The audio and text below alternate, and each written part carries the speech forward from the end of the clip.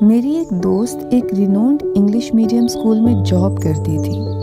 وہ بڑی hard working اور کمپیٹنٹ ٹیچر تھیں اور اسٹوڈنٹس کی تو فیوریٹ تھیں کیونکہ ان کا پڑھانے کا انداز بچوں کو بہت پسند تھا۔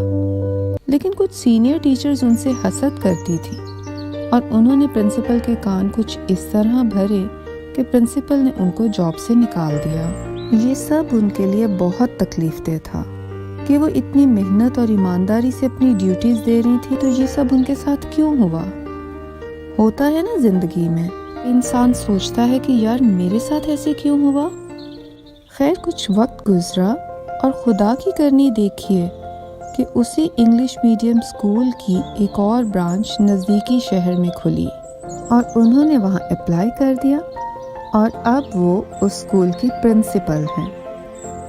اس اسکول سے نکالے جانا ان کے لیے انتہائی تکلیف دہ امر تھا، لیکن آپ دیکھیں اس شر میں سے اللہ نے ان کے لیے کیسے خیر نکال دی۔ زندگی میں کئی بار اس طرح ہوتا ہے کہ ایسی سچویشنز آ جاتی ہیں کہ انسان کہتا ہے کہ ایسا کیوں ہو رہا ہے، ہم تو یہ ڈیزرو نہیں کرتے، لیکن کچھ وقت گزرنے کے بعد پتہ چلتا ہے کہ جو کچھ ہوا اس میں ہمارے لیے بہتری اور خیر پوشیدہ تھی، یعنی اس برے ہونے میں، اس شر میں ہمارے لیے تو اچھائی چھپی ہوئی تھی۔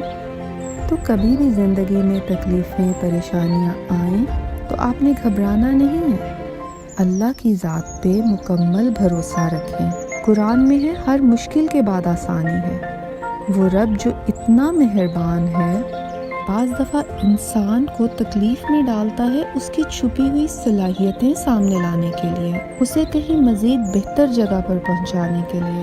سو اللہ پر بھروسہ رکھیں اور تکلیف آنے پر ہمت نہ ہاریں۔